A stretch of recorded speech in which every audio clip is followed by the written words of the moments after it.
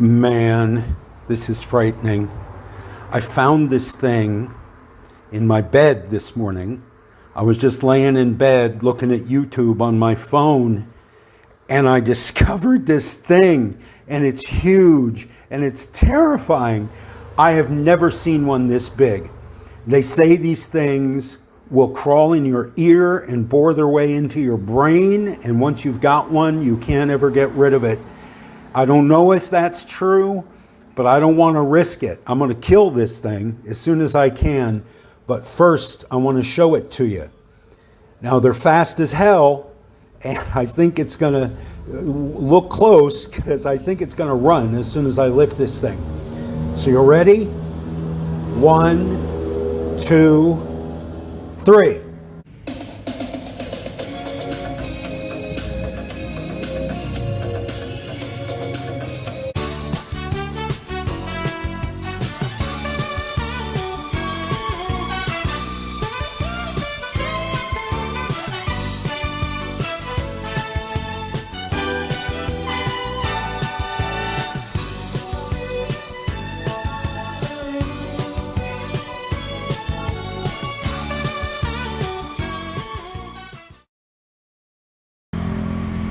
So you see these everywhere in Thailand, the San Pa Chao and the San Pa Pum. The tall one, the San Pa Pum, is for a god, usually Hindu, Indra, Brahma, Ganesh. The smaller one is animist, that's much, much older faith, and that's for the Chao Ti, the lords of the place. Animists believe that objects, trees, rocks, coves, features of geography, bits of land are all inhabited by spirits. And if you do activity, you build a house, you raise a family, you have a business on that piece of property, next to that tree, next to that rock, you need to propitiate the spirits that control that place, or they'll make trouble for you. And so you build them a little house where they can live and be happy. In this case, a little Thai-style house.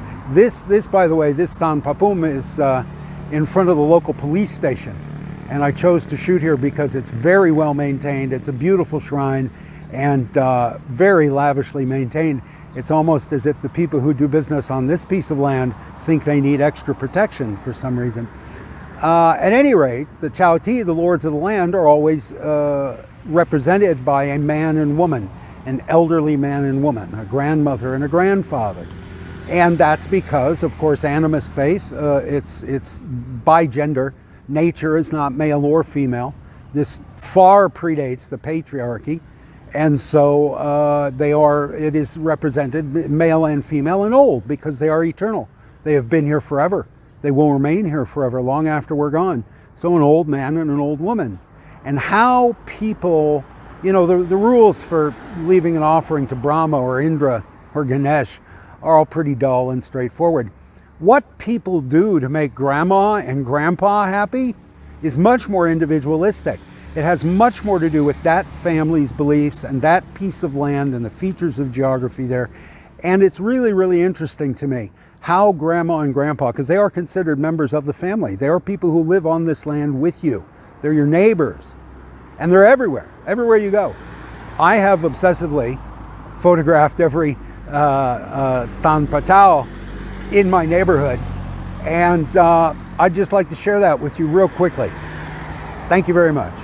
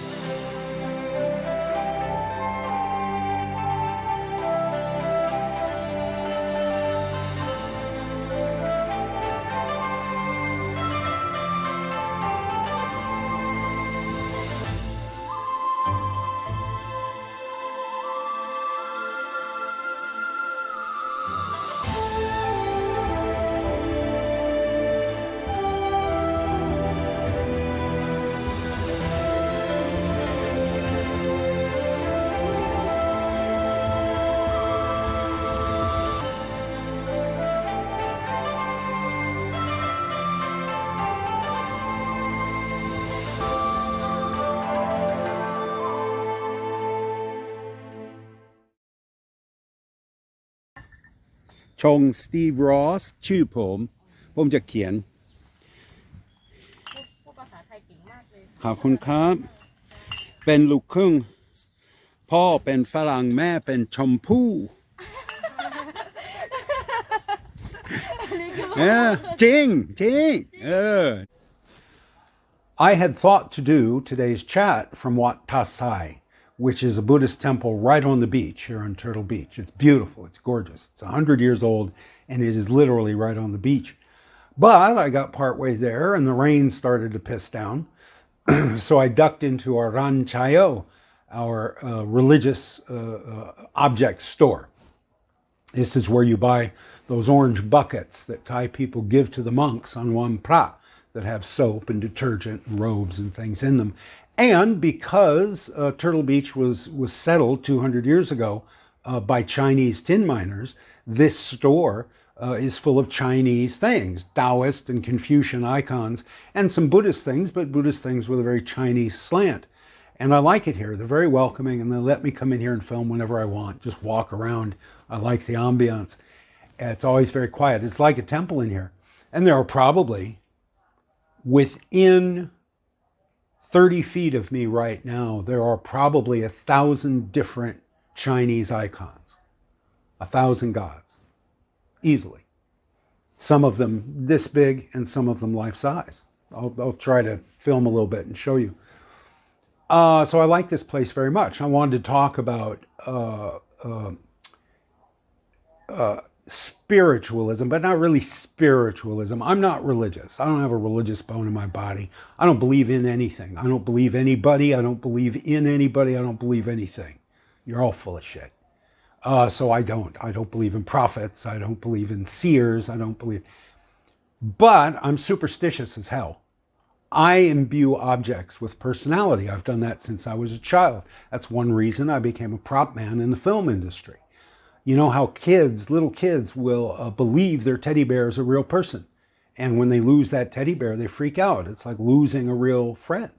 Well, I do that with everything. My mom sold her car when I was about 6. I cried for days. I imbue objects with power. Certainly objects I own. I cling to things. I'll find a seashell on the beach and keep that in my desk drawer for 20 years.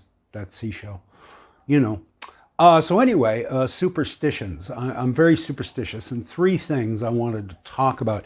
I launched this channel with a video called The Amulet from Prague, which was about an amulet, a Buddhist somdet, prasomdet, that I found in the dirt in the Chihuahua Desert in New Mexico about 5 years ago. And I kept that thing on the dashboard of my car. I spent 3 hours a day, every day in the car. And Somdet sat on the dashboard and looked at me, and I looked at him for 3 hours a day. And I swore the first thing I would do when I came back to Thailand after 25 years was go to where this little Somdet was manufactured and blessed. And that was a place called Wat Chohe, Wat Patat Chohe, in Ban Chohe, outside of Prague, outside of Chiang Mai. And I did. The first thing I did when I came here 5 months ago is I went up there. And I swore I would wear that amulet, that was now. I went there, I made merit at the temple where it was made, did nothing more than that. Chanted Namo Tassa and prayed for good luck. To whom? I have no idea. Why? I have no idea, except that's how I roll. And then I came down here to Turtle Beach, and I wore that amulet. Once I got to Wat Patat Chohe, I wore that amulet every day. And I came down here, and actually in the title sequence of these videos, I'm still wearing that amulet. I'm not wearing it now because those things are big and clunky, and they get in the way. You have to take them off every time you defecate or urinate or bathe or have sex. You're constantly taking those things off and then having to remember to put them back on. You can't sleep with them. It's like sleeping with a boat anchor around your neck. So eventually I started forgetting to put it back on. And then I would go out in the world and have the same run of bad luck or good luck I had wearing the thing. So now it hangs off the hang plat in my living room. And in the morning, I light a candle, I light a stick of incense, and I chant Namo Tassa. I've just been doing that for years. In the morning, I wake up. I do everything the same every day. I'm a sucker for ritual in my own life. And I do the same things every single day. And in the morning, saying Namo Tassa under my hingpa is part of what I do. And so now it hangs there and it gets a little reverence every morning, and then I forget about it. I go about my business. And actually, now that I think of it, it's hanging there with a plastic sea turtle that I bought in a gift shop on Turtle Beach. It was the first thing I purchased when I came here. First day I got here. It's a necklace. It's a little plastic sea turtle made to look like nacre, made to look like mother of pearl. And it hangs there, and I feel the same about both those objects. They're both powerful to me because I believe that for no other reason. So that's the amulet. This thing is a dime. It's just an American dime, and I've written about why I wear this. I've had it on for about 15 years, and I would be bereft if I ever had to take it off. It's a dime that came to me in my change. Probably bought cigarettes. That's what I buy most. And it's a 1957 dime. It was minted in 1957, the year I was born. So it's been rattling around this earth the same number of years and days that I have. It's solid silver, which American coins no longer are made with solid minerals, gold or silver. Pre-1964, they were solid silver this time.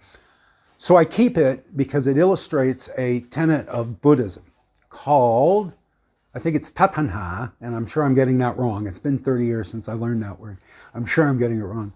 But it means thusness. It means nothing's good, nothing's bad, don't judge. Everything's just thus. So this coin, this little disc of silver, when it was minted, it was worth a candy bar. You could buy a candy bar for 10 cents. Now, if you carried this coin, it's still spendable tender in America. It would be recognized in any 7-Eleven, any store in America, but it would only be worth 1/15 of a candy bar. So in the time I've been on this planet, this thing has been this thing has been devalued by, what is that? 1,500%, something like that. But at the same time, if you take this down the street to a pawn shop that buys junk silver, they'll say, oh, that's 2 grams of silver. Right now, today, a gram of silver in the United States is worth $1.50. So that dime is worth $3 or 2 candy bars. So walking down the street from store to store, this thing has increased in value from 1/15 of a candy bar to 2 candy bars. If I take it to a coin collector down the street, he will tell me that pre-1964 silver American coins are worth 12 times face value. So this is $1.20 or 12/15 of a candy bar. So 3 guys on the same street will give you 3 radically different values for this object. Meanwhile, the universe says that's 2 grams of element 41 on the periodic table. That is what it has been since the Big Bang. That is all it will ever be, and it will be that till the end of time. And whatever value we place on this object, the universe doesn't give a rat's ass. The universe says, yeah, it is just 2 grams of element 41. However, because Jesus was paid with 30 pieces of silver, Europeans have always blessed silver with powers. They ward off werewolves. A silvered mirror won't reflect the image of a vampire, yada, yada, yada. Silver, and I think this goes back to some pope who was on the silver standard and all of Europe was on the gold standard, and he wanted more people to value silver so the church's wealth would increase in value. So he did some kind of blessing and blessed the element silver. And so now, today, we kill werewolves with a silver bullet. The Lone Ranger carries a silver bullet. Silver is imbued with special powers. So I carry it to remind myself, don't judge, because I'm a very judgmental guy. I judge everybody and everything. And I need to, if I want to be a better Buddhist, I need to tone that down. If I want to be a better human being, I need to tone that down. I need to be less judgmental. So this is supposed to remind me, it is supposed to have the power to remind me, take things as they come. Take people, take ideas, take events in your life as they come, and don't judge them. Don't immediately say, this guy's bad, this idea is good, this event is bad. Just let them be what they are. Well, what I discover is that after 15 years of wearing this thing over my heart, against my skin, it loses all its power because you forget it's there. It's like a painting you hang on the wall and you notice it for the first week, and then the rest of your life you live in that apartment, you never really look at that painting, and you go to move and you pull that painting off the wall and realize that the frame's falling apart, the picture is faded to blues, it's lost all its warm colors, it's got cobwebs on it, it's got gecko shit on it, and you've been living with this thing in your house and you never realized. Well, that's how I am with this thing. It's there. I'm never aware that it's there except when I bathe. And it has lost, I'm still a judgmental guy, is what I'm saying. It has lost that power. But at the same time, I won't take it off. What I would like to happen is when I die, somebody takes this coin out of its bezel and spends it on 1/15 of a candy bar. And this coin can go out in the world and continue its journey, continue doing its job. If you imagine where this thing has been in 64 years, you know, going around and around and around, pocket to pocket to pocket, cash register to cash register to pocket to cash register, 10 years under the floor mats of a 1964 Dodge Dart, 5 years in a jar on somebody's desk, 3 years in a drawer, 2 years under the sofa cushions. This thing, coins get around. They're extremely useful tools, and they're used by everybody. They're the same value to everybody in a society. They're a tool that is useful to absolutely every member of that society. And I would like to think this thing will continue after God knows how long, how many years, on my skin, above my heart. It'll go on. It'll continue its journey. And who knows, maybe a little piece of me will go with it. So the last thing I want to talk about happened on Phuket last week. I make periodic trips down the coast to Phuket. So I was coming home, and I take the SMART bus from Kata up to the airport, and then take a bus from the airport to Turtle Beach. And I'm standing on the street in Kata, and I get up at 4 in the morning, and so I was out there at about 7:30 waiting for the bus. And this monk comes walking down the street alone, and I thought, that's not Takbat, it's 7:30. He's supposed to be back in the temple. And he doesn't have an entourage. He's not walking with anybody to carry his offerings. What's he doing out of the temple at 7:30 in the morning? So he walks up the street and he sees me across the street and he goes like this. So I walk across the street as you do when a monk beckons. And the guy's a middle-aged guy and a little younger than me, maybe 10 years younger than me, kind of a heavy-set guy. And he reaches in his bag and he pulls out a saisin, a piece of colored string, and he ties it around my left wrist. And I used to wear those. They bother me, so I don't wear saisin. But a monk accosts you on the street and ties a string around your wrist. You're not going to say no. So I said, "Kapun ma kap, kapun ma kapum," and he went, "Money." Now, I don't know a lot about Buddhism, but I know monks aren't allowed to ask for anything. A monk is expected to starve without asking for food. Monks cannot ask for anything. That is bop. That is a sin. Bop. They cannot ask for money. And here's this guy in orange robe standing there with his hand out like this. And I gave him 50 baht. And he walked on, and I went back to waiting for the bus. And I wore that thing. I wore that saisin for a few days. I don't have it on now. You will notice in one of the other videos, one of the other clips in this video, I have it on. But it fell off. I drove to Phang in the rain and back to buy coffee. 2 hours in a pounding rain to go to Big C to buy ground coffee because they don't sell it any closer than that. And somewhere on that journey, the thing slipped off. And that's fine with me. I don't care because I don't think he was a real monk and I don't think that's real saisin. And so it's gone. I don't care. So it's belief.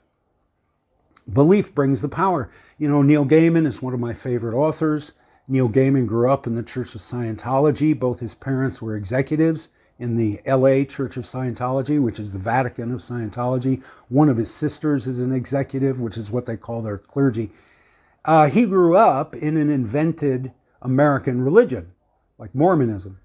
And his point in all of his writing, the underlying theme is humans invent their gods to resemble themselves, and the gods only have power as long as humans continue to believe in these gods.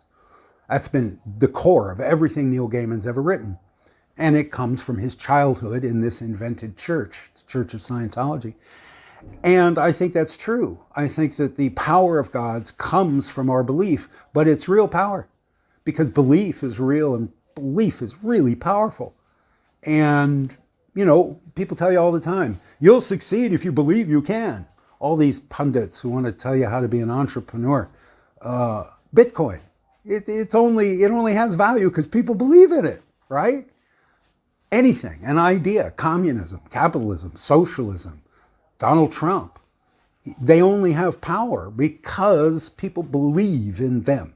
So all of this stuff, all of this spiritual stuff, this religious stuff, this superstition stuff that we encounter in Thailand, you can sit at the bar and say, oh, I don't believe in that. Or you can diss the monks and say they're all, you know, mendicants. You can, whatever. It doesn't matter what you believe. Because the people who believe that shit believe it, and thus it's true for them, and thus it has power. And honestly, I hedge my bets. I won't, you know, wear an amulet and urinate. Why every shrine I walk past, I don't, you know, I go to the temple, I wear long pants, I wear a shirt with buttons. I don't, you know, why press your luck, right? When in Rome. All right, that's my take on superstition. As always, you've been very patient. I appreciate your time very much. If you like these videos, like, subscribe, and share. I would appreciate that very much as well. I will see you next week. Stay spiritual.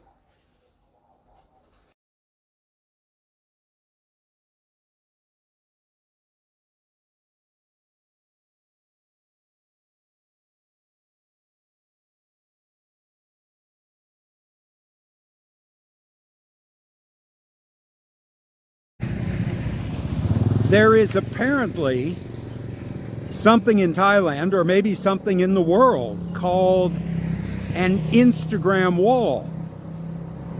In Thai, it's called Jut Check-in. And when you go to a coffee shop, you're supposed to take a selfie in front of this corner and check in social media. It is de rigueur. And this is our main street in Turtle Beach. It's virtually our only street in Turtle Beach. It goes down to the beach and back up from the beach. And we have a few coffee shops. So I'm going to do a survey. I'm going to go check in wherever I can find an Instagram corner. I don't have an Instagram account, I don't think. I've never checked in anywhere that I'm aware of. But I want to see how many check-in corners or Instagram corners, check-in, we have on Turtle Beach. Just how hip are we? Let's find out. Come with me now.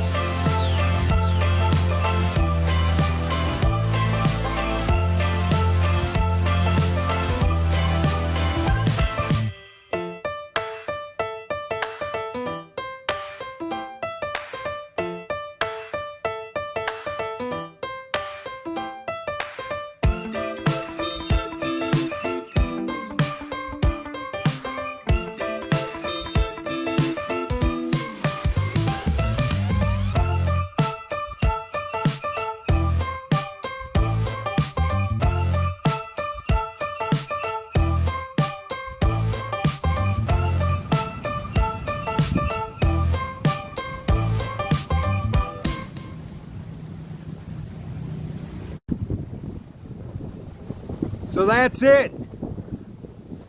4 check-in Instagram corners in Turtle Beach.